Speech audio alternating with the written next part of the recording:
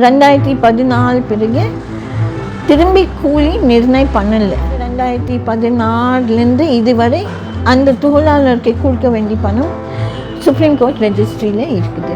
பல கோடி ரூபாய் அவங்க ரெஜிஸ்ட்ரியில் போட்டு வச்சுருக்காங்க. Justice Hima Kohli and justice Amanullah இவங்க 2 பேருடைய பெஞ்ச் தெளிவாக தமிழ்நாடு கவர்மெண்ட்கே ஒரு டைரெக்ஷன் கொடுக்குறாங்க.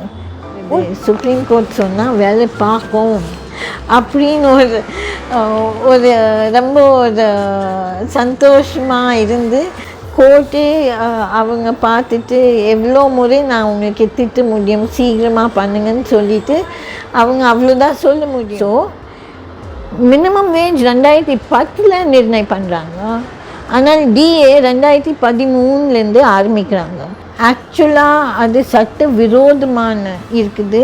ஒரு பெரிய பணக்காரங்க இல்லை முதலாளிகளுடைய அமைப்பெல்லாம் சேர்ந்து இன்ஃப்ளூயன்ஸ் பண்ணியிருப்பாங்க. அரசு மேலே இந்த உச்சநீதிமன்றம் மேலே தான் நம்பிக்கை வச்சிருக்கிறோம். கார்மெண்ட்ஸ் துறை 2014 மறுநிர்ணயம் செய்யப்படாத கூலி, 25 ஆண்டுகளாக அமைக்கப்படாத ஊதிய நிர்ணய குழு. தொடர்ந்து கார்மெண்ட்ஸ் முதலாளிகள் இந்த குறைந்தபட்ச ஊதியத்திலிருந்து தப்பிக்கிறதுக்காக எடுத்த பல குறுக்கு வழிகள், அதனை எதிர்த்து தொழிற்சங்கம் தொடுத்த பல சட்ட ரீதியான வழக்குகளை பற்றி நம்ம ஏற்கனவே ஒரு காணொலியில் பதிவு செஞ்சுருக்கோம்.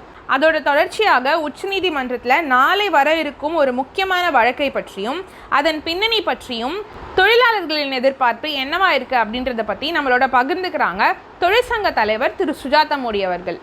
ஒரு முக்கியமான கேஸ் சுப்ரீம் கோர்ட்டில் உச்ச நீதிமன்றத்தில் வரப்போகுது. இந்த கேஸ் பல ஆண்டு 2016 நடந்துகிட்டே இருக்குது. இதோடைய பின்னணி என்னன்னு சொன்னால் 2014 தமிழ்நாடு அரசு பொதுவாக குறைந்தபட்சம் ஊதியம் நிர்ணயம் பண்ணிட்டாங்க. பேசிக்கே 1881 ரூபாயிலேருந்து 5000 ஆக்குனாங்க.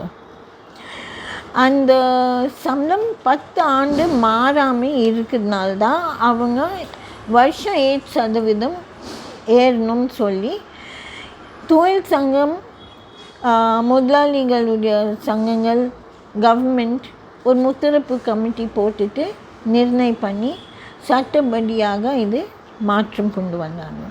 அது முதலாளிகள் அதுக்கு எதிர்த்தாங்க. உடனே அந்த சம்பளம் வந்த உடனே ஸ்டே ஆர்டருக்காக போயிட்டு ஸ்டே ஆர்டர் வாங்கின பிறகு அப்போது அந்த குறைந்தபட்சம் ஊதியமே நிர்ணயம் பண்ணிட்டு பிறகு கூட அமல் கொண்டு வர முடியல. 2 வருஷம் கேஸ் ஹைகோர்ட்டில் நடந்தது. ஹைகோர்ட் உத்தரவுப்படி நம்ம தொழிலாளர்களுக்கே அந்த சம்பளம் மட்டும் கொடுக்கக்கூடாது, அதோடைய அரியர்ஸ் கொடுக்கணும். அண்ட் அவங்க இன்ட்ரெஸ்டோட அரியர்ஸ் கொடுக்க வேண்டும் அப்படின்னு ஒரு தெளிவாக ஹைகோர்ட் தொழிலாளருடைய சுரண்டுதல் விரோதமாக இந்த சட்டம் இது கண்டிப்பாக ஸ்ட்ராங்காக அமல் பண்ணணும் சொல்லி கவர்மெண்ட் வக்கீலே பேசிட்டு இதே உத்தரவு கொடுத்தாங்க. இதுக்கே ஆப்போசிட் பல முதலாளிகள் உச்ச நீதிமன்றத்தில் ஒரு எஸ்எல்பி ஸ்பெஷல் லீவ் பெட்டிஷன் போட்டுட்டு இந்த மாதிரி நம்ம இந்த அரியர்ஸ் கொடுக்க முடியாது, நம்ம லாஸ்ட்டில் போயிடுவோம்னு சொல்லிட்டு, ஆனால் உச்ச நீதிமன்றம் ஸ்டே ஆர்டருக்கு போடல. ரெண்டாவது உச்ச நீதிமன்றம்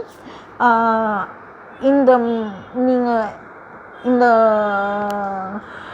ரிட் பெட்டிஷன் எல்லாம் போடுறதுக்கு முன்னாடி நீங்கள் பாதி பணம் அவங்க ரெஜிஸ்ட்ரியில் டெபாசிட் பண்ணிடணும். ஸோ கிட்டத்தட்ட ஒரு 80-100 கம்பெனி அந்த ரிட் பெட்டிஷனில் எஸ்எல்பியில் தாக்கல் ஆனது. பல கோடி ரூபாய் அவங்க ரெஜிஸ்ட்ரியில் போட்டு வச்சுருக்காங்க. அது 2016 இதுவரை அந்த தொழிலாளருக்கு கொடுக்க வேண்டிய பணம் சுப்ரீம் கோர்ட் ரெஜிஸ்ட்ரியில் இருக்குது. 2014 பிறகு திரும்பி கூலி நிர்ணயம் பண்ணலை. மாற்றம் நிர்ணயம் பண்ண வேண்டிய கூலி 2018 and 2022 சட்டப்படியாக நிர்ணயம் பண்ணியிருக்கணும். அது நடக்கவே இல்லை. இப்போது நம்ம தொழில் சங்கம் இதே கேஸில் ஒரு இம்ப்ளீட் பண்ணியிருக்குதுன்னு சொன்னால் நம்ம இதில் ஒரு பங்கேற்பு இருக்குது.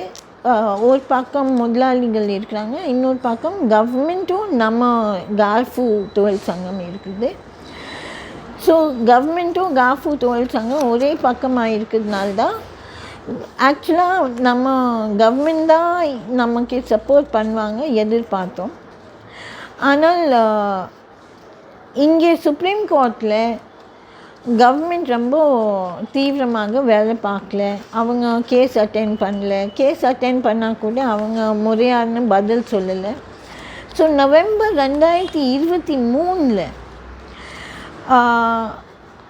ஒரு முக்கியமான justice Hima Kohli and justice Amanullah இவங்க 2 பேருடைய பெஞ்ச் தெளிவாக தமிழ்நாடு கவர்மெண்ட்கே ஒரு டைரெக்ஷன் கொடுக்குறாங்க. ஒரு 10 நாள் உள்ள நீங்கள் கூலி நிர்ணயம் பண்ணி கொண்டு வரணும்.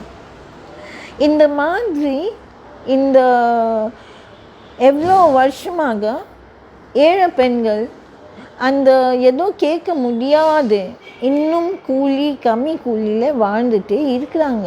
ஏன்னா கார்மெண்ட் துறை முக்கியமான பெண் தொழிலாளி தான் இருக்கிறாங்கன்னு தெரிஞ்சு ஜஸ்டிஸ் ஹீமா கோலி அதுதான் சொல்கிறாங்க. ஆக்சுவலாக பார்க்கும்போதே ரொம்ப ஆச்சரியமாக இருந்தது. பிகாஸ்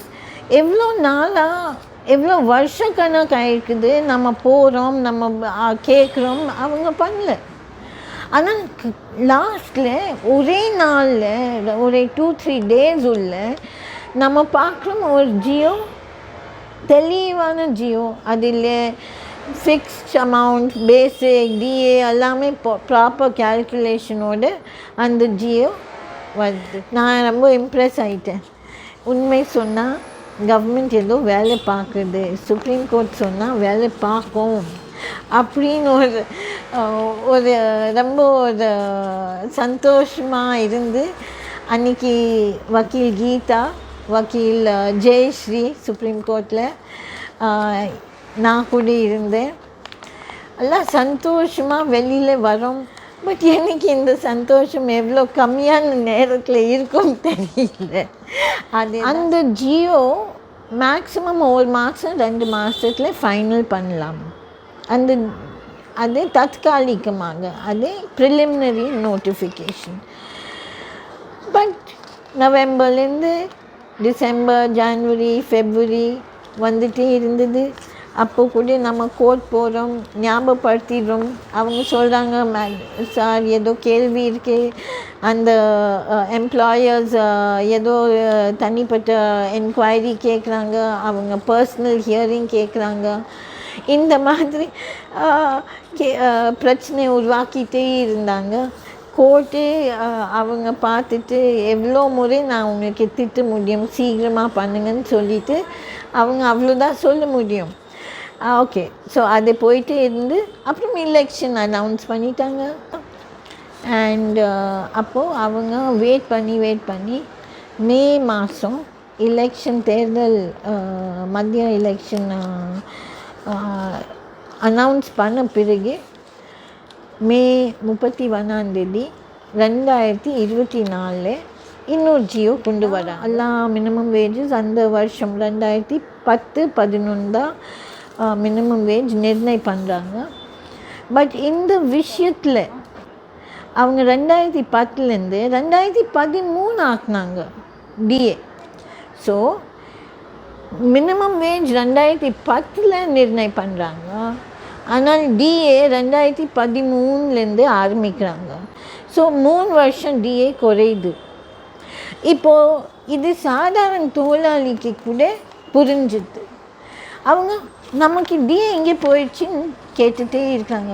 இந்த டிஏ இல்லைன்னா வேஜஸ் நம்ம சம்பளமே மாறாது, அந்த அளவுக்கு 3000 ரூபாய் போயிடுச்சு. ஸோ பார்த்திங்கன்னா முதல்லையே சம்பளம் ஒரு 11,000 12,000 உள்ளே இருந்தது. இப்போவே அந்த சம்பளம் தான் கண்டினியூ பண்ணுறது. ஸோ அவங்க 31 மே மாதம் கொண்டு வந்து GO 29 அந்த உடைய திருத்தம் ஆக்சுவலாக அது சட்ட விரோதமான இருக்குது. அது அந்த திருத்தம் கண்டிப்பாக ஒரு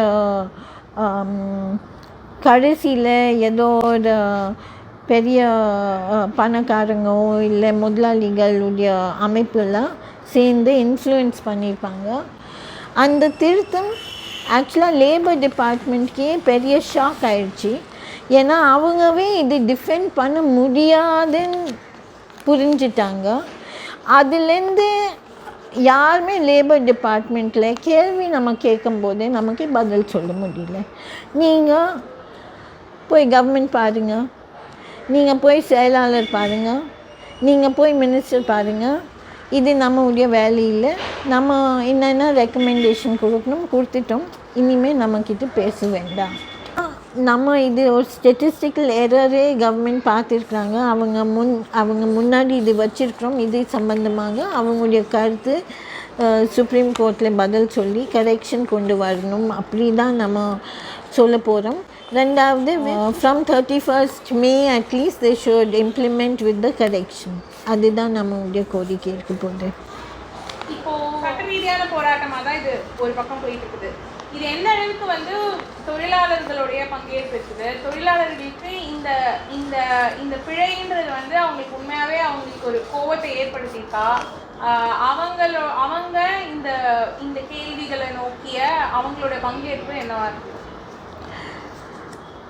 தொழிலாளர்கள் சொல்லி நம்ம ஆக்சுவலாக செங்கல்பேட் திருவள்ளூரில் மெயினாக நம்ம ஆர்கனைஸ் பண்ண ஃபேக்ட்ரிஸில் இந்த விஷயம் போய் சேர்ந்துருக்குது. அவங்க இது பற்றி கவலையே பண்ணுறாங்க. அவங்க கோவம் பண்ணுறாங்கன்னு சொல்லவே முடியாது, அவங்க வேதனை பண்ணுறாங்க தான் சொல்லுவேன். வாழுது இந்த கஷ்டமான சூழ்நிலையில் இப்படியோ நமக்கு மாற்றம் வரும். இன்னொரு விஷயம், அதிகமான பெண்கள் இருக்கும்போது இந்த பெண்கள் எல்லாம் அதுக்கு பல்வேறு பிரச்சனை இருக்கே. அதில் பாதி பெண்கள் தனியாக வாழ்க்கை வாழ்கிறாங்க, தனியாக குடும்பம் பண்ணுறாங்க. அவங்க சுத்தமாக ஒரு நாள் கூட சம்பளம் இல்லாமல் இருக்க முடியாது. சில பேர் அவங்க தாயார் வீட்டில் இருக்கிறாங்க, அவங்க அண்ணன் வீட்டில் இருக்கிறாங்க, சில பேர் எந்த வீடு இல்லாத இருக்கிறாங்க. இந்த மாதிரி பெண்கள் நம்ம எப்படி எதிர்பார்க்க முடியும் அவங்க வெளியில் சண்டை போடுறதுக்கு? உள்ளூர் கிராமத்தில் இருக்கிறாங்க. அந்த சிட்டிலேருந்து ஒரு 30 கிலோமீட்டர் 40 கிலோமீட்டர் வேலை செய்ய இடமே அவங்க வீட்டிலேருந்து ஒரு 30-40 கிலோமீட்டர் இருக்கும். அவங்க ஆக்சுவலாக ஒரு நாளைக்கு வேலைக்காக ஒரு 7 மணி ஆரம்பிக்கிறாங்க, இல்லை 6 மணி ஆரம்பிக்கிறாங்கன்னு சொன்னால் வீட்டே 8-9 மணி போய் சேர்றாங்க. ஸோ இந்த மாதிரி பெண்கள் அவங்க குழந்தைகளுக்கு எப்படி கவனிக்கணும், என்ன செய்யணும், ஓடி காம்பாஃப் இதே டைம் அந்த டைம் இதெல்லாம் பார்க்கும்போது என்றைக்கு அவங்க வெளியில் கூட நின்றுட்டு ஏதோ சொல்ல முடியுமா எனக்கே டவுட்டாக இருக்கேன். பெண்கள் இன்றைக்கி அடிமையில் தான் இருக்கிறாங்க. அவங்க குடும்பத்துடைய அடிமையில், சமூகத்தில் உடைய அடிமையில், முதலாளியுடைய அடிமையில். அரசாங்கம் மட்டும் அவங்களுக்கு உரிமை கொடுக்க முடியும். அதனால்தான் நம்ம அரசு மேலே, இந்த உச்சநீதிமன்றம் மேலே தான் நம்பிக்கை வச்சுருக்கிறோம்.